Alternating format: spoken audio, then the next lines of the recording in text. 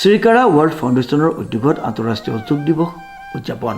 উল্লেখযোগ্য যে শ্ৰীকাৰা ৱৰ্ল্ড ফাউণ্ডেশ্যনে পতঞ্জলি যোগপীঠৰ সহযোগত যোৰহাটৰ ক্লাব ৰোড স্থিত জিমখানা ক্লাবত আন্তঃৰাষ্ট্ৰীয় যোগ দিৱস উৎসাহ উদ্দীপনাৰে উদযাপন কৰে। শ্ৰীকাৰা ৱৰ্ল্ড ফাউণ্ডেশ্যনৰ অতিৰিক্ত সঞ্চালিকা আকাশী হাজৰিকা ভূঞাই এগছি বন্তি প্ৰজ্বলনেৰে অনুষ্ঠানটিৰ শুভাৰম্ভ কৰে। অনুষ্ঠানটোৰ মূল উদ্দেশ্য আছিল যোগৰ জৰিয়তে শাৰীৰিক, মানসিক আৰু আধ্যাত্মিক সুস্বাস্থ্যৰ প্ৰতি জনসাধাৰণৰ মাজত সজাগতা বৃদ্ধি কৰা। পতঞ্জলি যোগপীঠৰ প্ৰশিক্ষণপ্ৰাপ্ত যোগ প্ৰশিক্ষক বন্তিৰেখা দত্তই যোগাভ্যাসৰ অধিৱেশন পৰিচালনা কৰে।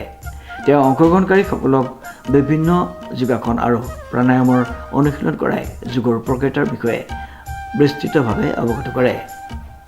অনুষ্ঠানত শ্ৰীকাৰা ৱৰ্ল্ড ফাউণ্ডেশ্যনৰ কৰ্মচাৰী আৰু সদস্যসকলৰ লগতে 6টা স্বসহায়ক গোটৰ সদস্যসকলেও সক্ৰিয়ভাৱে অংশগ্ৰহণ কৰে। অংশগ্ৰহণকাৰীসকলে অনুষ্ঠানটোৰ শলাগ লয় আৰু দৈনন্দিন জীৱনত যোগাভ্যাসক অন্তৰ্ভুক্ত কৰাৰ প্ৰতিশ্ৰুতি ব্যক্ত কৰে।